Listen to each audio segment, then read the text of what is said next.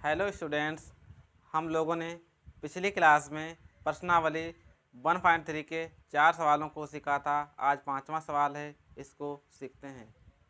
सवाल इस प्रकार है, 1/17 के दशमलव प्रसार में अंकों के पुनरावर्ती खंड में अंकों की अधिकतम संख्या क्या हो सकती है। अपने उत्तर की जांच के लिए विभाजन क्रिया कीजिए।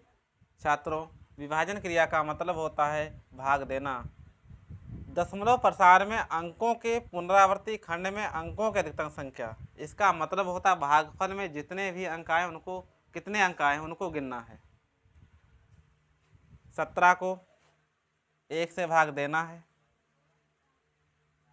छात्रों, तब तक भाग देते रहना है जब तक एक शेष में ना आ जाए। 1 17 से छोटी है, इसलिए यहाँ पर 0 बढ़ाएंगे। 0 के बदले यहाँ पर दशमलव लगा देंगे और उससे पहले 0 बढ़ा देंगे। अब भी 10 17 से छोटी है, इसलिए यहाँ पर 0 बढ़ाएंगे। 0 के बदले यहाँ पर 0 बढ़ा देंगे। अब 17 का ऐसा पहाड़ा पढ़ना है कि या तो 100 आ जाए या तो 100 से कम हो। 5 बार इसको पहाड़ा पढ़ेंगे। 17 पचे 85, 100 को 85 से घटाएंगे 15 आएगा, 0 बढ़ा लेंगे। 8 बार जाएगा, 17 8 136, इसको घटाएंगे, 0 बढ़ा लेंगे, 140 हो गया। 17 8 136, 4 बचा, 0 बढ़ा लेंगे। 17 दूना 34, 6 बचा, 0 बढ़ा लेंगे।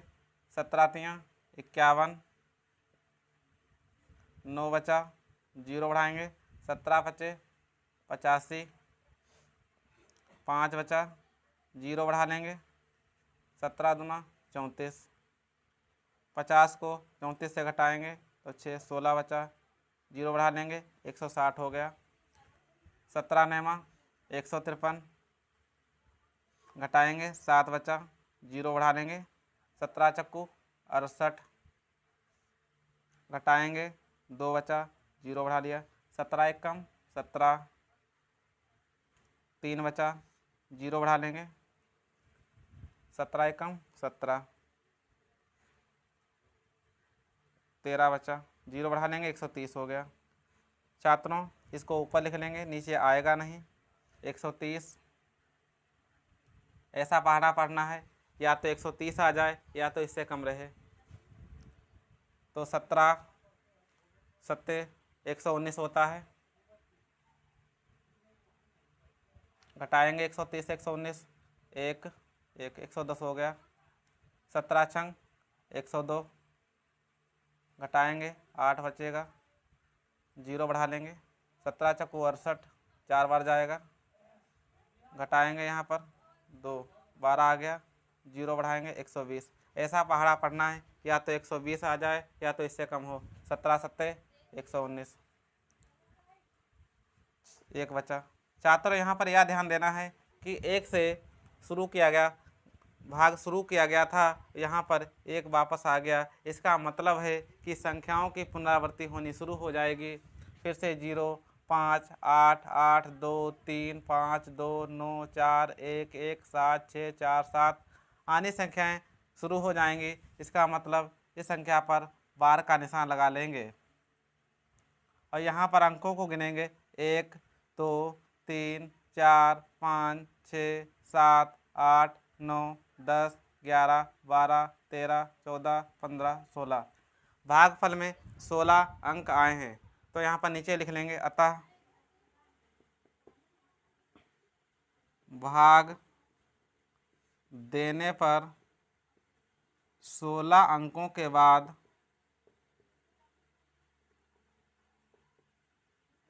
अंकों की पुनरावृत्ति होनी शुरू हो जाएगी।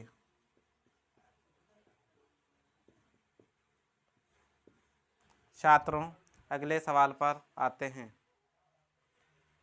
इस प्रश्नावली का छठा सवाल देखते हैं। पी वाई क्यू के रूप की परिमेय संख्या के अनेक उदाहरण लीजिए। जहाँ p और q पूर्णांक हैं, जिनका एक के अतिरिक्त अन्य कोई उभयनिष्ठ गुणनखंड नहीं है और जिसका शांत दशमलव निरूपण प्रसार है।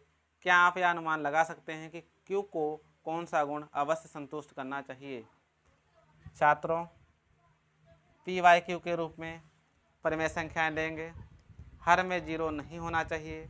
जैसे संख्या ले लिया 5/2, 2 को 5 से भाग करेंगे, 2 दूना 4, यहाँ पर 1 बचा, दशमलव लगा लिया, 0 बढ़ाया, 2 पंचे 10। इसके आगे लिख लेंगे 2.5। छात्रों, यह संख्या शांत दशमलव संख्या हो गई। अगली संख्या लेंगे 7/5।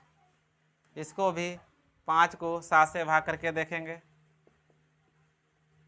5 कम 5, 2 बचे। यहाँ पर 2 5 से छोटी है, इसलिए यहाँ पर पॉइंट लगाएंगे, 0 बढ़ा लिया, 5 को 20। इसके आगे लिख लेंगे 1.4। अगली संख्या लेंगे 16/10। अब 10 को भी 16 से भाग करेंगे। 10 से कम 10, 16 को 10 से घटाएंगे, 6 बचा। यहाँ पर 6 10 से छोटी है, इसलिए यहाँ 0 बढ़ाया, 0 के बदले यहाँ पर पॉइंट लगा लिया। 10 की गुणा 6 से करेंगे, 60 आ गया, यहाँ 6 लिख लेंगे। इसके बराबर लिखेंगे 1.6। छात्रों, यही संख्या ने कोई भी सी संख्या ली जा सकती है। हर में 2, 5 या 10। कहने का मतलब या तो 2 हो या 5 हो या इन दोनों के गुणनफल का कोई भी संख्या हो। तो इसको इस प्रकार से लिख सकते हैं। अतः शांत दशमलव संख्या